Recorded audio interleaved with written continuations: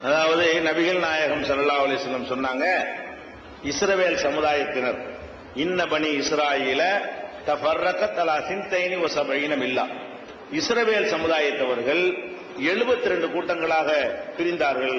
ஒரு கூட்டமா இருக்க வேண்டியவங்க எத்தனை கூட்டமா போயிட்டாங்க? 72 கூட்டமா போயிட்டாங்க. இன்ன உம்மத்தி தஃப்தரிகு அலா ஸலாத்தின் வ சபஈன மில்லா, என்னுடைய சமுதாயமாகிய நீங்கள் 73 கூட்டமா போயிருவீங்க. ரசூல் ஸல்லல்லாஹு அலைஹி வஸல்லம் சொல்றாங்க. அவங்க 72ஆ போனாங்க, நீங்க எத்தனையா போவீங்க? 73 கூட்டமா போயிருவீங்க. குல்லுஹும் பின்னார், எல்லாம் நரகத்துக்கு தான் போவாங்க. இல்லா மில்லத்தம் வாஹிதா, ஒரே ஒரு கூட்டத்தை தவிர. ரசூலுல்லாஹ் சொல்றாங்க, நீங்க 73 பிரிவீங்க, 73ல ஒண்ணுதான் கரெக்டா இருக்கும். 72 போற இடம் என்னது? நரகத்துக்கு தான் போகும் அப்படின்ட்டாங்க. இந்த ஹதீஸ ஒவ்வொருத்தரும் சொல்லி கொண்டு என்ன செய்வாங்கன்னு கேட்டா, அந்த ஒண்ணு நாங்க தான். எப்படி கதை? பாபா தப்லீகாரன் என்ன செய்வான்? அந்த ஒரு கூட்டம் நாங்க தான் சொல்லுவான். மதுஹபுக்காரன் என்ன செய்வான்? அந்த ஒரு கூட்டம் நாங்க தான் சொல்லுவான். தர்காக்காரன் என்ன செய்வான்? ஒரு கூட்டம் நாங்க தான். நீங்க தான் 72மா.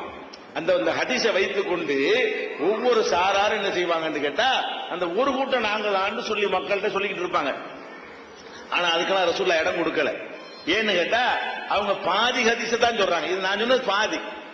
இந்த ஹதீஸ்ல பாதியை சொன்னா தான் ஒவ்வொருத்தரும் சொந்தம் கொண்டாட முடியும். இந்த 73 பிரியும், 72 நரகத்துக்கு போகும், ஒண்ணுதான் சொர்க்கத்துக்கு போகும்னு சொன்னாங்கல்ல.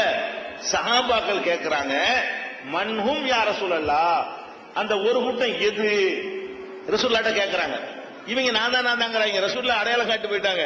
ரசூலுல்லாஹ்ட்ட கேட்கிறாங்க, சஹாபாக்கள் கேட்கிறாங்க, இந்த நரகத்துக்கு போற 72ங்க அது நமக்கு வேணாம், ஒரு கூட்டம் சொன்னீங்கல்ல சொர்க்கத்துக்கு போறது, அது எது சொல்லுங்க. மன்ஹும் யா ரசூலல்லாஹ், அல்லாஹ்வுடைய தூதரே இந்த ஒரு கூட்டம் எதுன்னு சொல்லுங்க.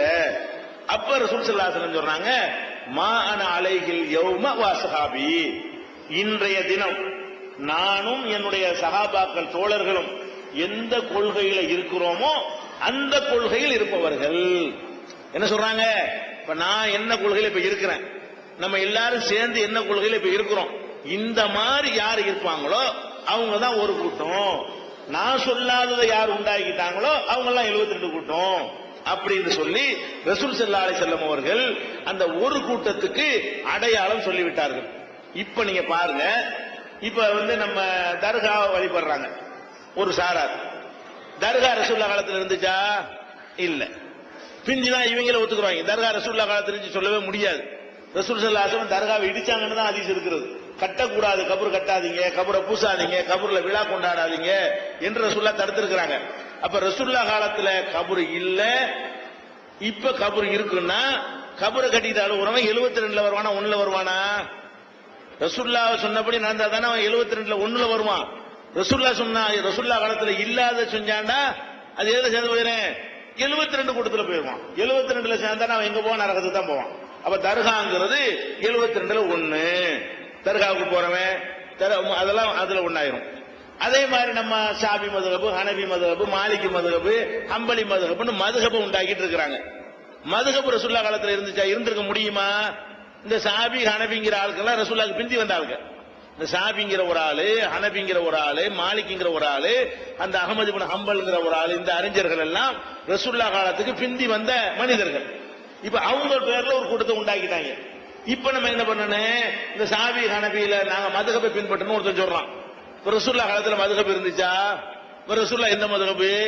அப்ப ரசூலுல்லாஹ் காலத்துல மதுஹப் இல்ல. அப்ப மதுஹப் இல்லைன்னு சொல்வது ரசூலுல்லாஹ் காலத்துல உள்ள நிலைமையா? மதுஹப் இருக்குன்னு சொல்வது ரசூலுல்லாஹ் காலத்து நிலைமையா? இல்லங்கிறது தான். அப்ப யாரு இல்லங்கிறாங்களோ அவங்க தான் ஒரு கூட்டம், யாரு இருக்குங்கிறாங்களோ அவங்க யாரு? 72 கூட்டம். இப்ப நம்ம பளிச்சுன்னு தெரிகிறது இந்த கொள்கை யார்? ரசூலுல்லாஹ் எந்த ஒரு விஷயத்தை எடுத்தாலும் ரசூலுல்லாஹ் காலத்துல இருந்துச்சா? அதே மாதிரி ஷேக், முரீது, பையத்து, முரீது வாங்குறாங்கல்ல, இந்த முரீது வாங்கக்கூடிய ஒரு பழக்கம் எல்லாம் இஸ்லாத்தின் பேரால இருக்குது. ரசூலுல்லாஹ் காலத்துல முரீது இருந்துச்சா? பிந்தி வந்துச்சான்னு கேளுங்க. ரசூலுல்லாஹ் காலத்துல எடுத்துக்காட்ட சொல்லுங்க, காட்ட இயலாது, பிந்தி தான் வந்துச்சு. இந்த முரீது என்பதெல்லாம் ரசூலுல்லாஹ் காலத்துல கிடையாது. பின்னாடி உள்ளவங்க அவங்க வசதிக்காக வேண்டி மக்களை ஏமாத்துறதுக்கு உண்டாக்கிட்டான். அப்ப எவன்லாம் முரீது வாங்குறானோ கொடுக்குறானோ அவன்லாம் 72. அதெல்லாம் இல்லேன்னு யார் சொல்றானோ அவன் 1. விளங்குதா இல்லையா? இப்ப ரசூல் ஸல்லல்லாஹு அலைஹி வஸல்லம் காலத்துல தாயத்து, தட்டு, தகடு இதெல்லாம் கிடையாது ரசூலுல்லாஹ் காலத்துல. அப்ப இந்த தாயத்து தட்டெல்லாம் இல்லங்கிறவன் ஒரு கூட்டத்துல இருப்பான். தாயத்து தட்டுலாம் உண்டுங்கிறவன் எங்க போயிருவான்? 72க்கு போயிருவான். அதே மாதிரி 3ஆம் பாத்தியா, 7ஆம் பாத்தியா, வருஷ பாத்தியா, அந்த பாத்தியா, இந்த பாத்தியா, தொப்பி வச்சா பாத்தியா, பந்தலுக்கு பாத்தியா, இப்படின்னு சொல்லி மூசா நபி பாத்தியா, இப்படி பாத்தியாக்கள் எக்கச்சக்கமா ஓதுறாங்களே, இதுகள் எல்லாம் ரசூலுல்லாஹ் காலத்துல இருந்துச்சா இல்லையா? இல்ல. இருந்தா காட்ட சொல்லுங்க. காட்ட இயலாது. கியாமத் நாள் வரைக்கும் காட்ட இயலாது. அப்ப ரசூலுல்லாஹ் காலத்துல இல்லாத ஒன்றை இல்லேன்னு எவன் சொல்றானோ அவன் ரசூலுல்லாஹ் காலத்துல உள்ளபடி நடக்கிறான். அப்ப ஒரு கூட்டத்தில் சேர்ந்துடுறான். ரசூலுல்லாஹ் காலத்துல இல்லாத நான் உண்டாக்குவேன் அப்படின்னு சொன்னானே, ஆனால் அவன் இதுல வந்துடுறான், 72ல வந்துடுறான். அப்ப இவ்வளவு அழகா ரசூல் ஸல்லல்லாஹு அலைஹி வஸல்லம் வந்து, நான் எந்த ஒரு காரியத்தை நீங்க செஞ்சாலும் நான் செஞ்சனா பாருங்க, நான் செஞ்சு இருந்தா நீங்க செய்யுங்க, நான் செய்யலன்னா விட்டுருங்க. இது ஒரு கூட்டம். நீ என்ன செய்யறது, நானா செஞ்சுக்கிறேன் அப்படின்னு செஞ்சா நீ 72 தான். இப்ப அப்ப ஏன் நரகத்துக்கு போறாங்கன்னு விளங்குதா? அல்லாஹ் ஒரு தூதரை அனுப்புறான் வழிகாட்டுறதுக்கு. அவர் வழிகாட்டிட்டு போயிட்டாரு. இவர் என்ன பெரிய வழிகாட்டுறது? எங்களுக்கு இந்த அவுலியா வழிகாட்டுவாங்க, எங்களுக்கு மகான் வழிகாட்டுவாங்க, பெரியார் வழிகாட்டுவாங்க, அஜர்த்துமார்கள் வழிகாட்டுவாங்கன்னு நம்ம நினைச்சா நம்ம எங்க போயிடுறோம்? ரசூலுல்லாஹ் தூக்கி போட்டுறோம், 72க்கு ஓடி போயிடுறோம். அப்ப இந்த 72 கூட்டம் நரகத்துக்கு போவார்கள் என்று மட்டும் ரசூலுல்லாஹ் சொல்லாம அந்த ஒரு கூட்டம் எது அதை தெளிவுபடுத்திட்டாங்க. அந்த ஒரு கூட்டம் எது? நானும் என் தோழர்களும் எப்படி இப்ப இருக்கிறோமோ இதே மாதிரி இருக்க வேண்டும். விதத்து இல்லாம, அனாச்சாரம் இல்லாம, இப்ப எல்லாமே இப்ப நம்ம தௌஹீத் ஜமாத்துடைய கொள்கை என்ன? அல்லாஹ்வும் ரசூலும் என்ன சொன்னாங்களோ அதை மட்டும் எடுத்துக்கிறங்க. அதை தாண்டி யார் என்ன சொன்னாலும் எடுத்துக்கிறாதீங்க. இந்த பேர் முக்கியம் இல்ல, தௌஹீத் ஜமாத்துங்கிற பேர் முக்கியம் இல்ல, இந்த கொள்கை யார்கிட்ட இருக்கிறது? நம்மள்ட்ட தான் இருக்குது.